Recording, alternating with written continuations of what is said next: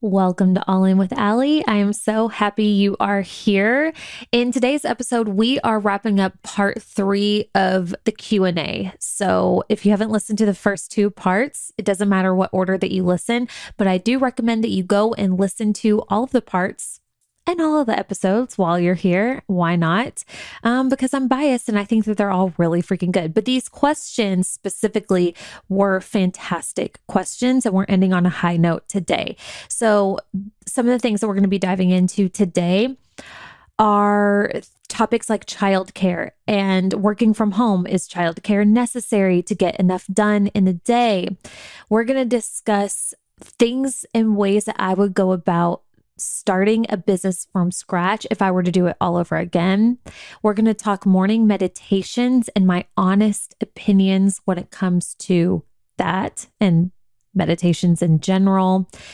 We're going to discuss how to decide what to sell. So if you are in a business and you're wanting to make a pivot, or maybe you've never sold anything online before or created anything regarding your own business before and you're not really sure what to sell, we're going to talk about that and more. So we have a really good episode ahead for us. So welcome. If you're an online business owner or entrepreneur ready to create the life and business of your dreams, you have come to the right place. So let's dive in. By the way, how do you feel about the sound quality? Do you love it? I'm wearing my headphones so I can hear myself talk, and I love it. I've shared in stories that ever since becoming a podcaster, I listen differently, and I have my shows that I personally like listening to. And I started to notice and really pay attention to the quality of sound. And it's really not that big of a deal. I feel like a lot of people don't really care that much. I mean, as long as you can hear, it's not a big deal if there's a little bit of background noise. So the reason why I'm saying that is because if you're newer to starting a podcast or you want to start a podcast and you can't afford like the huge mic setup or any super fancy tech, that's okay. Go listen to some of my beginning episodes and you'll hear, I'm still in a closet, but I was in a closet that was not fancy, no fancy mic. I was using a $99 Yeti mic, which are great. But now that I've been doing this for a few years, I was talking to my podcast team and I was like, hey, how come some podcasts sound different? Like I can hear a difference, and some sound quality, it sounds just so good. It sounds so crisp. It sounds so fresh. And I mean, crisp is the word that I go to. It just sounds so good to me. And the way that this was explained to me was the setup that I had prior to what I have now and what you're hearing right now. I had great tools and tech. I was using a proper Shure mic, and, I have good lighting and things like that. But to keep it easy, we bought a mic that is USB compatible, or, it's USB. So it just plugs straight into your computer, which is fantastic because you don't need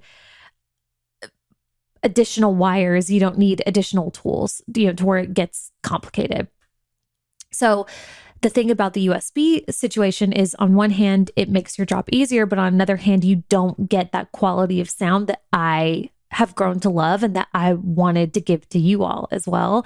So the option was, well, you can go and upgrade your equipment and get a different mic and get all the things.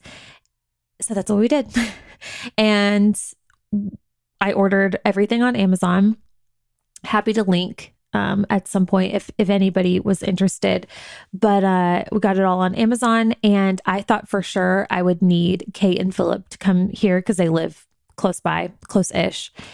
And I thought I would need them to come help set it up. And that was the plan. But I was like, hey, let's just get on FaceTime and give it a go. Like, why not?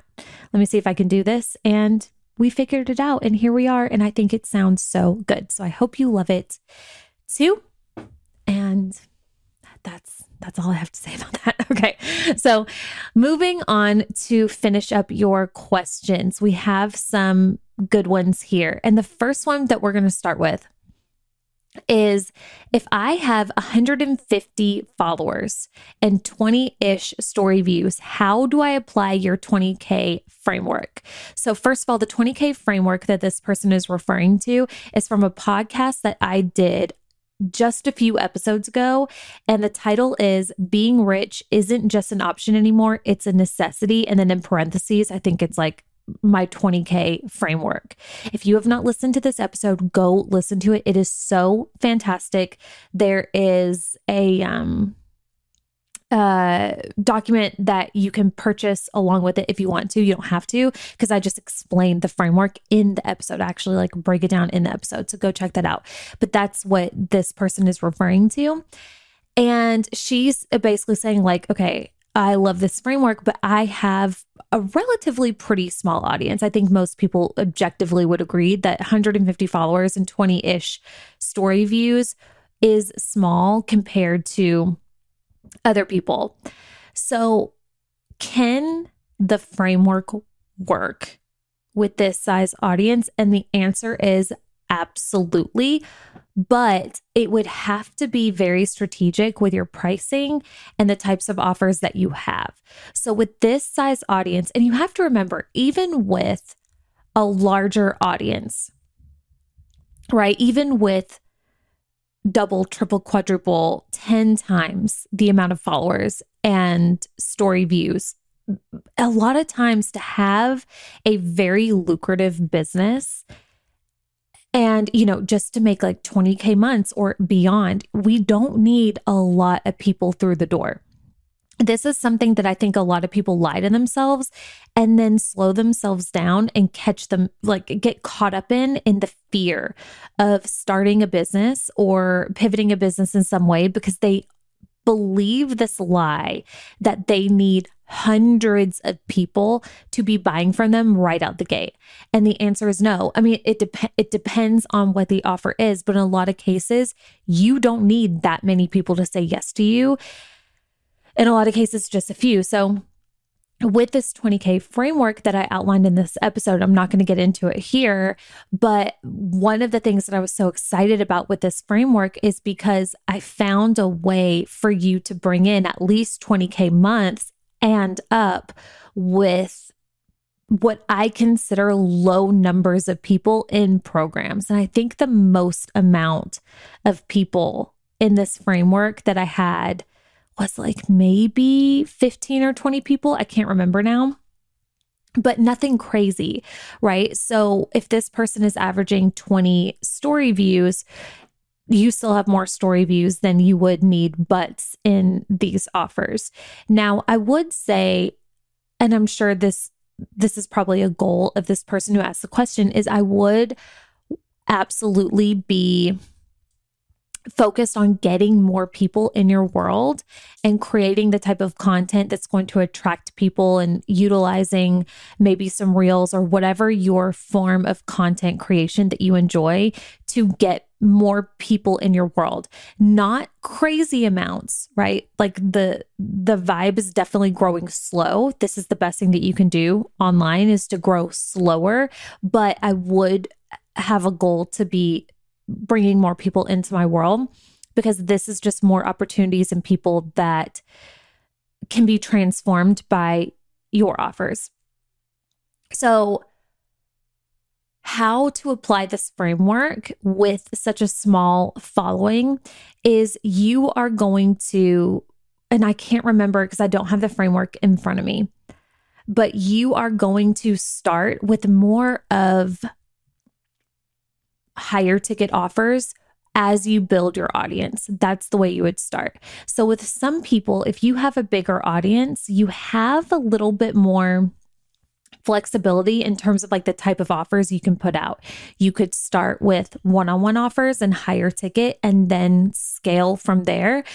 Or you could start with more scaled. And if you don't even have to do one-on-one later on, unless you want to. But with this and those amount of followers and those amount of views, I think it would be smart to start with high touch, higher ticket offers to get your business off the ground. So if you're wanting to go to 20K quickly, then maybe this looks like you create maybe a couple of one-on-one packages that you could talk about and make available in your offer suite. You could offer some intensives throughout the month that would allow you to work with people, one-on-one, or even like micro minds, mini minds, a small amount of people over the course of a specific amount of time, maybe like a week or 2 weeks or 3 weeks, where they get a feel for you, they get some sort of transformation, and then you can upsell them into a one-on-one package with you or a mastermind or something down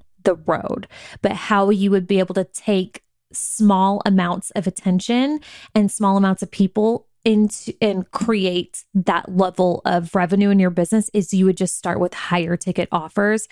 And it doesn't necessarily mean it's high touch either. I don't want you to necessarily equate higher ticket with high touch, but it also can in a lot of cases, or will look like that in a lot of cases, like private packages, like microminds with some sort of proximity to you, masterminds, that kind of thing. So you could hit 20K right out the gate by doing a mastermind and charging 2K per person, and obviously just getting 10 people in there. A 10-person mastermind at 2K a month is 20K a month, so like that's half your story views. So I don't know if that, and obviously this is assuming that half of those people in your audience are ready to invest 2K per month with you specifically. So this is why over time we want to get more people in here. But that's just one option. You also could do, that could be, you could have like a one-on-one package, 1 to 2K per month, take on 3 to 5 clients, and then have a mastermind in addition to that with less people. That maybe is a little bit more affordable if you can't get behind the 1 or 2K price point. Maybe you're ready to go straight up to a 3 to 5 to a 10K price point. You get 2 clients signing or paying you 10 grand a month, you're surpassing 20K a month. So I would start thinking of my offers in that way. And obviously this is going to depend on the amount of support and time that you have to give to each of these clients. But there's absolutely options and ways to make this work, even with a very, very small audience. So I think this is a great question. The next question is, what would be my first steps if I were to restart my business from scratch? What would that look like? And I'm adding on, like, from all that I've learned in all of the years that I've been doing this. So I've been an entrepreneur for 7 years. I've grown the business that I have now for 5 years, and I've learned a lot from the beginning to where I am now. So if I were to do it all over again, how would I go about doing this? And this is what I came up with, and this is just my truth. So the first thing that I would do is I would first go and first you need to get clear on what it is that you want. What type of business, what type of lifestyle, what type of revenue and profit is required to live the type of life and the type of, gain you the type of freedom that you want. You got to get clear on that first. Where you are now in life, what is it that you want? What does that look like? What does that feel like? And know that, of course, this is going to shift over time, but what is true for you right now? Then I would go and I would find a person out there on the internet who is as close of a match to what I want as possible. Who is somebody out there who has, as close as possible, the lifestyle, the money, the freedom, the values, like somebody who is modeling this, who is modeling the type of lifestyle and business and leadership that I want to also model as a wife, as a mom, as a business owner, as a human, who's somebody very close to this. I would find an example of this, and I would, in the best way that I could, as fast as possible, get as close to this person as possible in some sort of offer of theirs.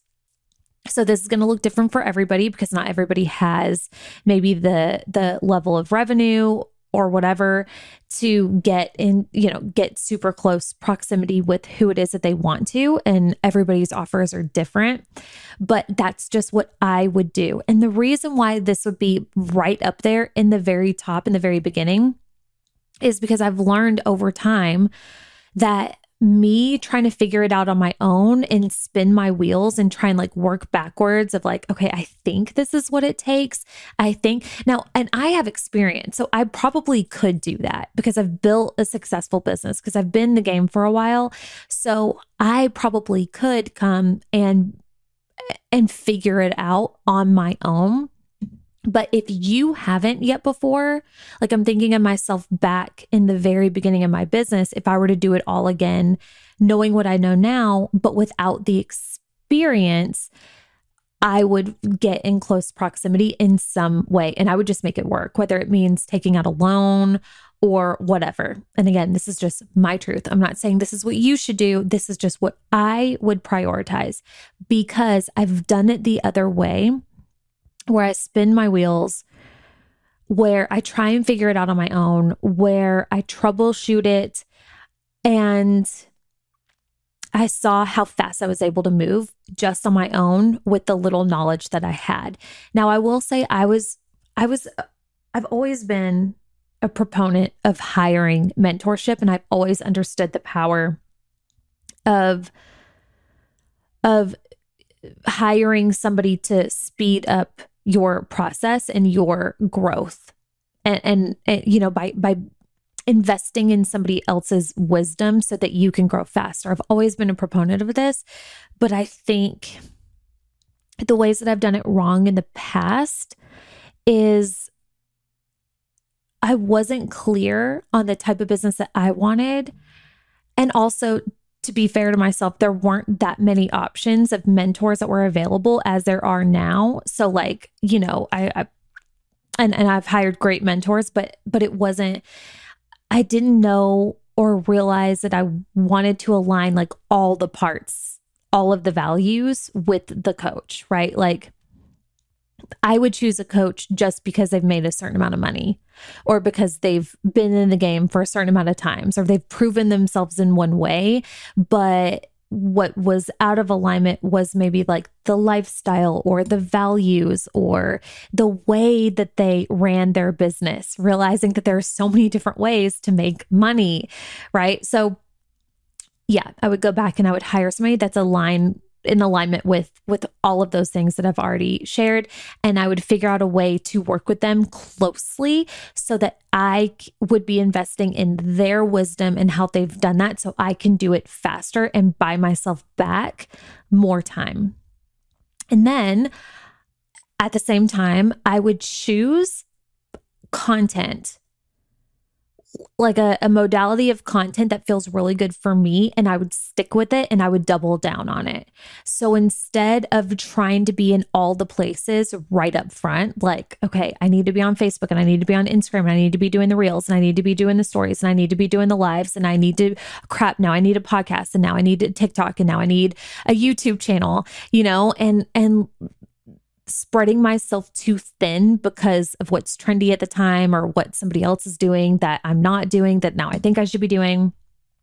I would take the time to figure out what's the best modality for me, and I would double down on that. So for example, right now I have my podcast and I love my podcast. This is my main form of content. And then I also will complement this content with Instagram. I show up in Instagram stories, and those are my main places. Now, because I've grown, and I have more money to play with when it comes to marketing and content, I have a team that repurposes content onto YouTube for me. I don't do that. Somebody else does. My content automatically is shared onto Facebook. I have a team that makes reels for me that repurposes the podcast into reels. These are things that now I can afford to invest in to allow myself to be put on other platforms and in other places and to maximize that. But I would not put all that pressure on myself like I used to do in the past, because that's just a waste of energy and you're not going to get the result anyway. Another thing that I would do is I would scale my business faster, which probably isn't much of a surprise to you because I've been talking about that a lot lately, but I would create offers that are meant to scale way earlier than what I did. So some form of membership, subscription, something that can grow over time so that, and also thinking of what are other streams of revenue that can also, I can be building and working toward in my business, like with the podcast or any other investment that you might be into, that's going to diversify my revenue so that if and when I need to walk away or take some time for myself or not, I can do that. And then the other thing that I would do is I put emphasis on how I want to live life in this season. Yeah. So everything that I would do would be run through the funnel of how do I want to feel in this season of life? Because if I've learned anything, when you have a business, you're here, hopefully you're here to stay, you're going to change a lot. And there's going to be different seasons of your business, different seasons of your life, different seasons of your relationship. So many things are going to change. So honoring, okay, based on where I am right now, with my kids at the age that they are, with my relationship where it is, and what our current values are, how we want to feel at the end of the day, how can I build my business that supports that and not the other way around? So what I used to do in the past is like, okay, I have this business and everything was built around the business, right? Like, okay, I have this business and I take calls during these times and these are the times that I serve the clients and I work. So everything is built around that. Now it's like, okay, here's the way that we want to live our life right now that feels really good, not just for me, but as a family. Now, how does my business get to work around this? Big, big, big difference. And I would implement that right out the gate if I were to do it all over again. The next question is, how do you make sure you have the time that you need to make money? Do you need to have childcare? So how do you make sure that if the kids are home, you are doing enough things to make the money that you need? And is childcare a necessity? So this is tough because obviously everybody is different. Everybody has different values, different amounts of money that they want or that's required to live the life and have the business and the lifestyle that they want. There are some people who are better at multitasking and who love to have the kids running through the house while they're doing the calls.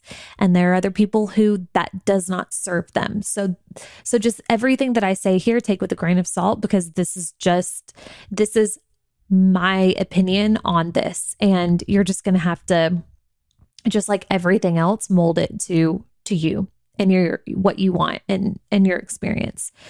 So for me, I'm a Manny Jen. So what that means in one way is I love to work. I get a big part of my fulfillment at the end of the day from working, from feeling like I've done the things that I'm put on this planet to do when it comes to my job and my business, right? I feel that sense of productivity. And that doesn't necessarily mean that I have to be working 8 hours every single day. Sometimes that looks like I do 2 hours of good, focused, whatever. But like that's a big part of my fulfillment. Another big part of my fulfillment also as a wife and as a mom is spending time with my family. So for me to feel complete, and the way that I think about this is like when I lay down at night and I'm reflecting on the day that I just had, and I think of like the things that I'm like, okay, that went really well. I'm really glad that I did that. And things that, everything could be perfect, but this thing's off. And then it just like shifts the whole way that I think about the day in like a negative way. So the things that I need to feel complete at the end of the day, I need 2 to 3 things. I need some form of outlet of work, creation for me. I need to be with my family. And in some cases, a lot of days, some form of self-care, right? Working out, feeling like I fueled my body. I took care of myself in some way. And also another part of my human design is I think it's 6'2", Manny Jen. So the 2 is a hermit. So I also really thrive with some alone time as well. That's just part of who I am. So all of those things, it just fuels that, like how I feel fulfilled. And not only that, but it's not just about me, right? I have family, I have friends, there are things that also I want to show up for my husband and consider like what makes him happy, obviously, and my kids too. So those are the biggies for me. All of that being said, for me to be able to lay down at night and feel like those things are properly met, lately it has looked like I need to have childcare. I need some form of assistance with these kids. I have a 5-year-old and I have almost an 8-month-old. So the 5-year-old, he goes to like a preschool situation 2 days a week, and then he's home 3 days a week. So if he's home and I'm trying to work, then I feel guilty because he's running around. He wants to play. He wants a snack. He's, swinging from the light fixtures every time we look away. So if I don't have somebody with him, then that person needs to be me. Now I can't do the things that I need to do.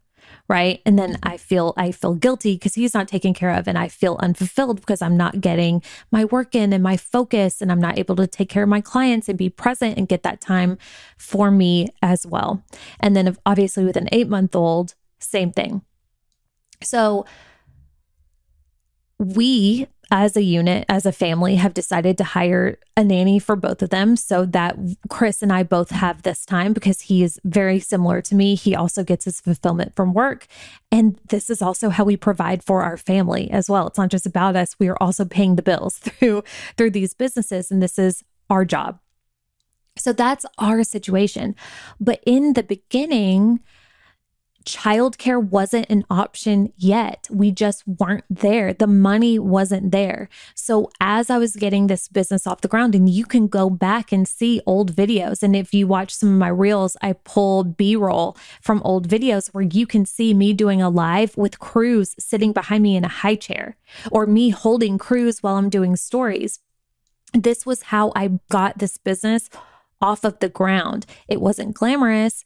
It was quite exhausting. I was taking calls at odd hours because I had to wait. At the time, Chris was commuting into Nashville. He wasn't working from home like he is now.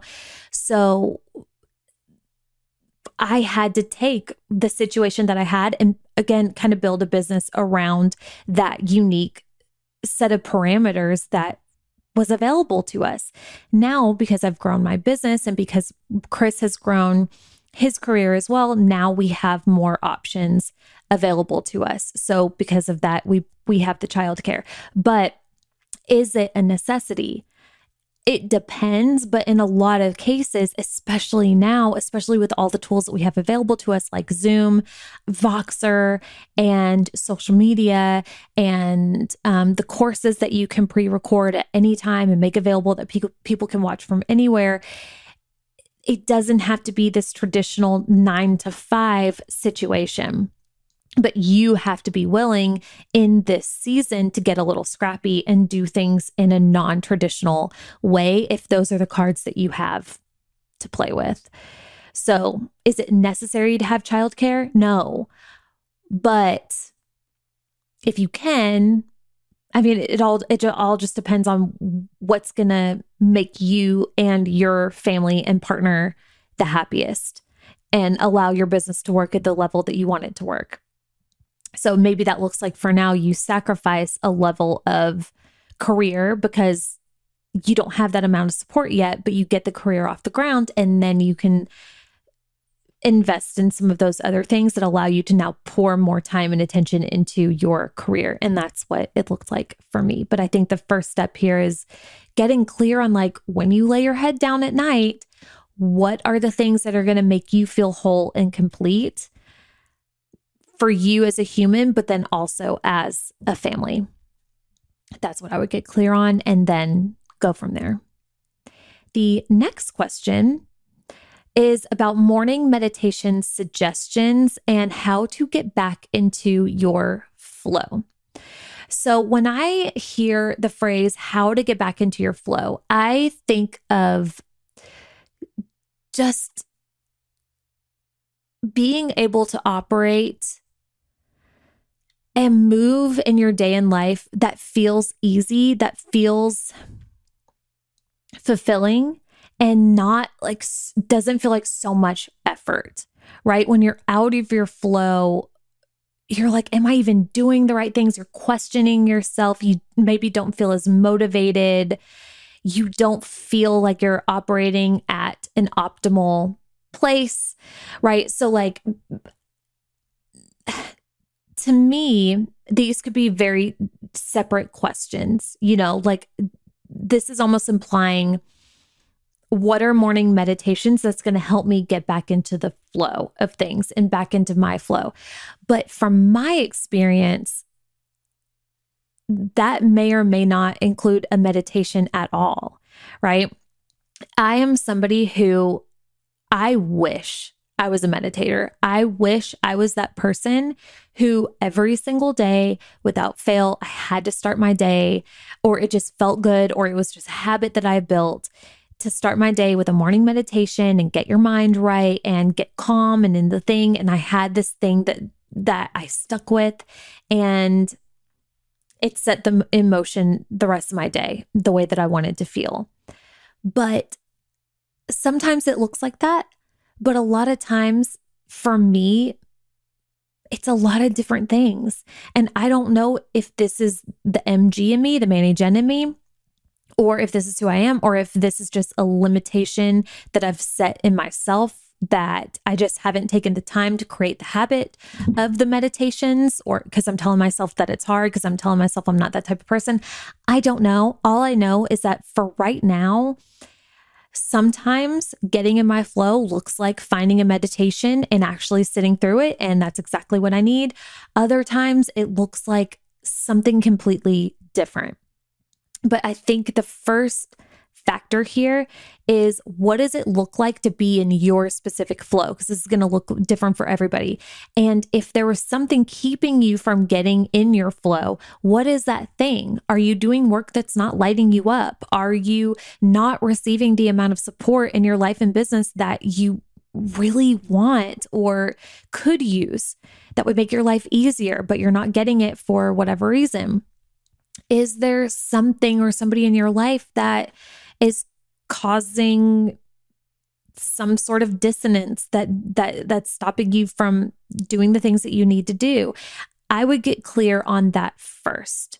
Okay, like what would it look like for you just to be able to move and do the things that you need to do, the things that are actually going to light you up? What does that look like? And then as far as like meditations or any other modality that's meant to get you grounded and serve as maybe a reminder of your highest self, right? Like this could be anything. This could be any kind of ritual or any kind of embodiment routine that doesn't necessarily have to mean meditation.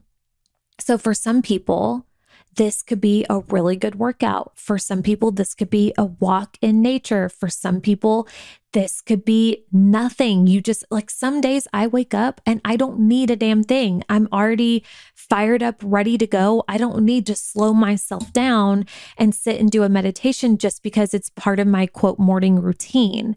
No, I'm ready to go. Like I remember, but there are days that I do wake up as like, the way I think about this is like Allie 1.0, the Allie who maybe woke up on the side of some limiting beliefs and some past triggers or whatever the situation is. And I need a little help bringing myself back to the 2.0 version of me who is right there, who is in me, but like she hasn't been activated yet. So what is something that I can do to activate myself?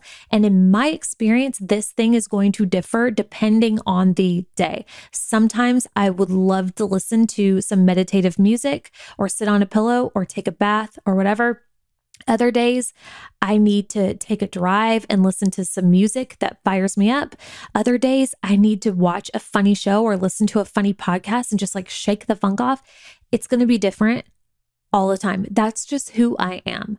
Now, there are other people out there who desire more of a routine around this and who like to stick to the thing, right? And I think these people are like the type of people who you like a routine in your day too. You like a schedule. You have your time slots for the very specific things. On Mondays, you have your CEO day.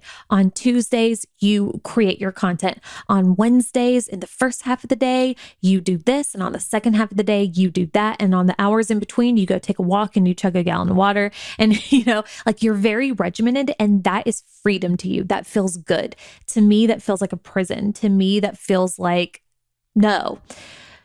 So, who are you and what is going to help you to act? Like, that's how I want you to think of it. If you need the activating, if it's a point in your day where you're like, okay, the way that I'm coming at this day, this situation, this problem that I have, the way that I'm feeling right now is not in the energy of my highest self. So what is something that I could do right now that could possibly activate that higher self? Maybe it's journaling. Maybe it's affirmations. Maybe it's tapping. Maybe it's a conversation with your mentor or a therapist or whatever. But I wouldn't get too married with the modality. It's more so just the idea of like, what's going to serve you right now? What is that thing? And not judging yourself for what that thing is, unless that thing is honestly something that could be harmful, like drugs or alcohol or something like that, then we want to look inward. But that's my 2 cents there. However, I will give you some meditation-ish suggestions. I don't have any guided meditations that really stand out that I'm like, okay, if I am in a mood for a meditation, this is my go-to. I don't have anything like that. But what I do love on occasion is I like listening to like 528 HZ, or the numbers are different. I don't know what the numbers mean, but I think that's the frequency that it is. Who knows? But anyway, I've shared this a million times, and I still to this day listen to the exact same YouTube video that I've been sharing for years. So if I need to write an Instagram post and I'm feeling a little flighty, I'm feeling a little distracted, or I want to get into the zone, I want to like tap into the most wise, badass version of me, I'll often cut on this YouTube playlist, this song frequency on YouTube. I'll link it in the show notes. It's 528 HZ Miracle Tone, and I'll use that. There's one on Insight Timer if I ever do want to do a meditation. Also, sometimes at night, depending on my mood, I like to visualize before bed, because there's lots of research around like right before bed, as you're falling to sleep, your brain is more malleable and your subconscious is more accessible. I don't know if the brain part's true, but I know your subconscious is, I don't know if your brain's more malleable, but I know your subconscious is definitely more susceptible to the thoughts that you're thinking. This is why you don't want to like listen or watch scary, freaky things right before bed, because it's getting like etched into your subconscious more so than normal. So sometimes I like to visualize and think of the things that I'm creating right before bed. And I found this song on Insight Timer that I like to use for this, because something about it just vibes with like the thoughts and the things that I'm thinking and visualizing. So I'll also link that as well for you. And then the last question that we're going to dive into in this episode is she said, okay, I work my ass off, but I don't know what to sell. So I know the person who submitted this question. So I'm going to give you a little bit of background on her situation, just so you can kind of relate to it in your own way. And I promise I won't give away who this person is. But this specific person, she has quite an audience. She knows how to make content. She's known for a few specific things. She's very successful in what she's built.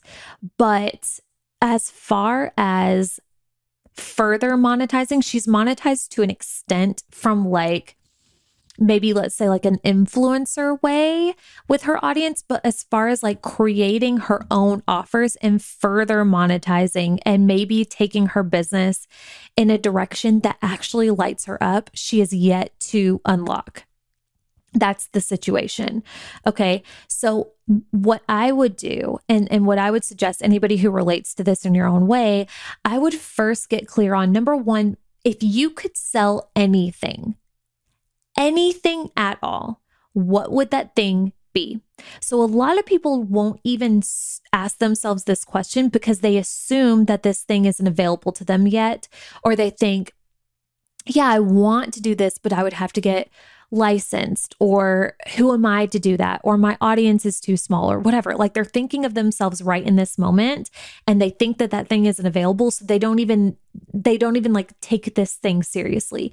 But in my experience, if we don't put the thing you want on a target, then we don't know where to aim. Therefore, you're just kind of leaving your life and your business up to chance. And in a few years, you're going to look around and who knows if you're going to be anywhere near that one target that you really wanted to go toward, or maybe even in a completely opposite direction. So we want to be able to, even if it's not something that's necessarily available to us right now, we still want to put it on the map. We want to set the GPS to this thing, even if it takes us a little time to get there, because on the way to that thing, there are other things that we can do and sell that can lead us in the right direction, but we have to know where we're going. So number one, where do you want to go? What is the thing? If you wanted to be known for anything, what is that? And if you could sell and make a living selling anything, what is this thing? I don't care how close it is to what you do currently or how far away. What is this thing? Be real with yourself.